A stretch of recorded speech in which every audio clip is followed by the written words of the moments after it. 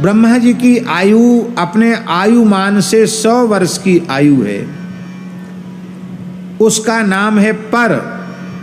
और जब वो 100 वर्ष की आयु आधी हो जाती है, ब्रह्मा जी 50 वर्ष के हो जाते हैं, तो उसको परार्ध कहते हैं। इस समय ब्रह्मा जी के 50 साल के हो गए हैं ब्रह्मा जी। इस समय ब्रह्मा जी का एक दिन कितना बड़ा होता है, ध्यान से सुनिए। ब्रह्मा जी के एक दिन में 1000 बार सतयुग, 1000 बार त्रेता, 1000 बार द्वापर और 1000 बार कलयुग व्यतीत हो जाता है। ब्रह्मा जी के एक दिन में 14 इंद्रों की आयु पूरी हो जाती है।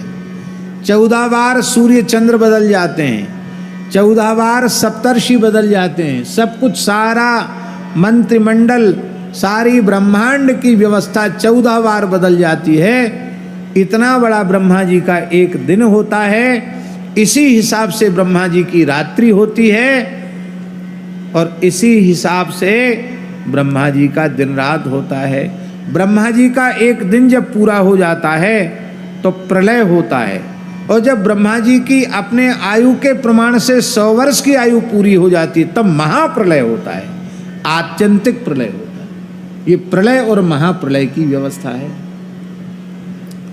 तो ब्रह्मा जी की तो इतनी आयु है। अब भगवान की आयु कितनी है? ये तो भगवान ने ब्रह्मा जी को प्रकट किए, ब्रह्मा जी की आयु है।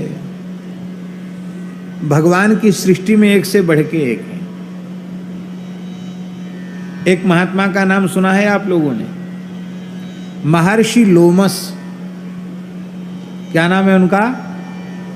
महर्षि लोमस, श्री कागभुसुंडी जी के गुरु जी। श्री महर्षि लोमस से ही कागभुसुंडी जी को श्री राम तारक सदक्षर मंत्राज की दीक्षा प्राप्त हुई है। वो उनके सदगुरु हैं, मंत्रोपदेष्टा हैं। उन लोमस जी की आयु कितनी है जानते हैं? एक कथा सुन लीजिए तो पता चल जाएगा कितनी आयु है उनकी। एक बार देवराज इंद्र के मन में एक बात आई कि ये स्वर्गलोक तो बहुत पुराना है। जैसे राष्ट्रपति प्रधानमंत्री बदल जाते हैं तो जो बनता है राष्ट्रपति प्रधानमंत्री वो राष्ट्रपति भवन में रहता है, वो प्रधानमंत्री आवास में रहता है। ऐसे इंद्र तो एक पद है, न जाने कितने इंद्र इस भवन में आए और चले गए। जिंदगी का कोई भरोसा नहीं है। अपने बाद परिवार के सहारे के लिए टर्म लाइफ इंश्योरेंस करवाओ policybazaar.com। न जाने कितने इंद्र इस भवन में आए और चले गए। जैसे नई संसद बन गई है, ऐसी इंद्र के मन में आया कि एक नया इंद्र का महल नया बनना चाहिए। पुराने में क्या है, कितने इंद्र बीत गए, मर गए, सैकड़ों इंद्र अपना कार्यकाल पूरा कर गए। अब हम हैं तो कुछ नए हैं, तो कुछ नया काम होना चाहिए। तो उन्होंने विश्वकर्मा जी को बुलाया। देव शिल्पी हैं विश्वकर्मा।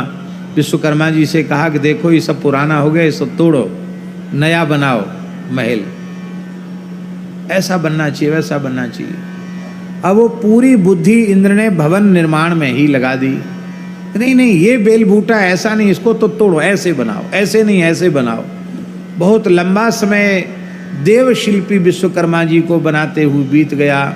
उन्होंने सोचा इनकी भी उम्र पूरी हो जाएगी, हमारी भी उम्र पूरी हो जाएगी, पता नहीं ये अपने बनाए हुए भवन में प्रवेश कर भी पाएंगे कि नहीं। बड़े दुखी हो गए, एक बड़े प्रपंच में पड़ गए, क्या करें। तो जब संकट आता है तो महापुरुष याद आते हैं। तो उन्होंने देवर्षि नारद जी का स्मरण किया कि हे नारद जी, आप ही अब हमको छुट्टी दिलाओ, माला फेरना मुश्किल हो गया। इंद्र को तो भूत सवार हो गया कि नया भवन बनाओ, नया भवन बनाओ। अरे बन तो गया। कहते नहीं ये ठीक नहीं, इसको तोड़ दो, फिर इसको ऐसे बनाओ, इसको ऐसे बनाओ। आगरा में एक बन रहा है भवन, गए हैं आप कभी? दयाल बाग। उसमें भी कहते हैं कि जाने कितनी पीढ़ियां बीत गई, काम चल रहा है, अभी पूरा नहीं हुआ। तो निर्माण का कोई ठिकाना थोड़ी है। नारद जी आ गए। नारद जी ने कहा, कहो महात्मन क्या बात है। अरे बोले भाई क्या बता मैं, महाराज इंद्र के चक्कर में फंस गए हैं, इससे हमको छुड़ाओ, कुछ भजन करने का अवकाश हमको मिले। बोले ठीक है, अभी हम इसकी व्यवस्था बनाते हैं। तो महाराज जी नारद जी लोमस जी के पास चले गए। लोमस जी मेरु पर्वत की उपत्यका में एकांत में बैठे थे। एक टूटी चटाई सिर पर रखे थे, एक लंगोटी लगाए थे, एक हाथ में काठ का कमंडल था, जिसको हमारे यहाँ साधुओं में कठारी कहते हैं। कठारी, काष्ठ पात्र, साधुओं की भाषा में उसको कठारी कहते हैं। अब तो कठारी वाले महात्मा दिखाई नहीं पड़ते। तो कठारी हाथ में लिए हुए थे, बैठे, कठारी रखी थी, एक कमंडल, एक टूटी चटाई सिर पर रखे थे। और लोमस जी के सारे शरीर पर रोयां हैं, रोयां ज्यादा हैं, इसलिए उनका नाम लोमस है। लोम, रोयां बहुत हैं। नारद जी ने आकर उनको प्रणाम किया। लोमस जी ने भी नारद जी का, आओ आओ नारद जी, बड़े पधारो। तो आप कैसे यहाँ विराजे हैं? अरे बोले क्या है, नाशवान संसार है, कब उत्पन्न हुआ कब नष्ट हो जाएगा कोई ठिकाना नहीं, इसलिए यहाँ एकांत में बैठ के अपने राम राम कर रहे हैं, भजन कर रहे हैं।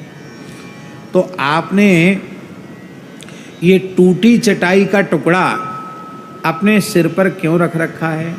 अरे बोले हर मनुष्य की इच्छा होती है कि हमारा सिर कम से कम छाया में होना चाहिए। तो क्या मकान क्या बनाना, झोपड़ी छप्पर क्या डालना, अपनी टूटी चटाई कहीं से मिल गई, उसको हमने जटाओं में बांध रखा है और मन में संतोष कर लिया कि हमारा सिर छाया में है।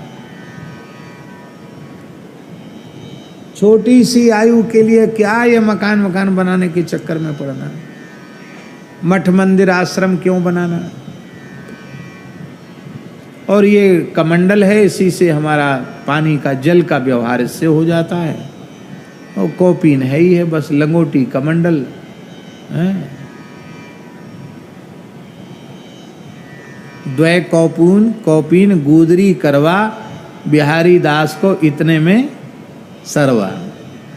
विरक्तों की रहनी ऐसी होती है, द्वै कौपीन और काम गुदरी और करवा, बिहारी दास को इतने में सरवा। इससे ज्यादा की आवश्यकता नहीं। अरे बोले आपकी उम्र कितनी है? तो बोले भाई उम्र तो हमें कोई तिथि तारीख याद नहीं है, कितनी उम्र है गिन लो। कैसे गिन लें? तो उन्होंने इधर का थोड़ा सा हिस्सा दिखाया, 2-3-4 अंगुल का हिस्सा, उसमें बाल नहीं थे। भाई ये बाल कहाँ चले गए? सारे शरीर में रोयां हैं, यहाँ कहाँ चले गए? बोले अब जब ब्रह्मा जी पधार जाते हैं ना अपने 100 वर्ष की आयु पूरी करके, तो हम सोचते हैं उनको रोज रोज मरना है ब्रह्मा जी को, कहाँ तक भद्र होवें, साधुओं का सुंदर जटाजूट सुंदर स्वरूप कहाँ तक भद्र होवें। तो ब्रह्मा जी के सम्मान में एक रोया हम झाड़ देते हैं अपना। तो जितना रोया हमारे झड़ गए हैं उतने ब्रह्मा जी हमारे सामने चले गए। समझ गए ना ब्रह्मा जी की आयु कितनी है? 1000 चतुर्युगी की ब्रह्मा जी का एक दिन होता है, उसी हिसाब से रात्रि, उसी हिसाब से ब्रह्मा जी का वर्ष, उसी हिसाब से ब्रह्मा जी के 100 वर्ष। और वो ब्रह्मा जी उनके सामने पधार जाते हैं। तो बोले महाराज एक तो आप हो, आप में इतना वैराग्य है इतनी लंबी आयु के बाद, और एक इंद्र है जो ब्रह्मा जी की आयु में सैकड़ों इंद्र। आप सोचिए महाराज जी, एक दिन में 14 इंद्र, तो एक वर्ष में कितने इंद्र? और एक वर्ष में इतने, तो 100 वर्ष में कितने? चांडक जी हिसाब लगा के बताओ। एक दिन में 14, तो 365 दिन में कितने? और 365 दिन में उतने, तो उसको 100 गुना करो, उसमें कितने बताओ भाई? एक वर्ष में 5110। एक वर्ष में 5110 कह रहे हैं दिनेश जी, झूठ बोलें तो ये जाने। सही है? तो 100 वर्ष में कितने हुए?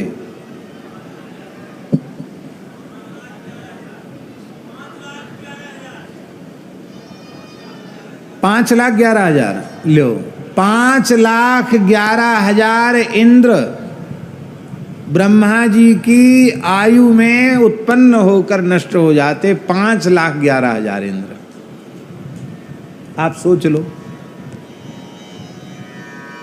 और वो ब्रह्मा जी पधार जाते तो लोमस जी कहते हैं रोज रोज ब्रह्मा जी को जाना है। माने ब्रह्मा जी की आयु को, 100 वर्ष की आयु को वो अपना दिन मानते हैं कि हमारा एक दिन हो गया। उन लोमस जी की भी आयु है। जब सारे रोया उनके शरीर के झड़ जाएंगे तो अपने देह को त्याग कर भगवान के चरणों में पहुंच जाएंगे।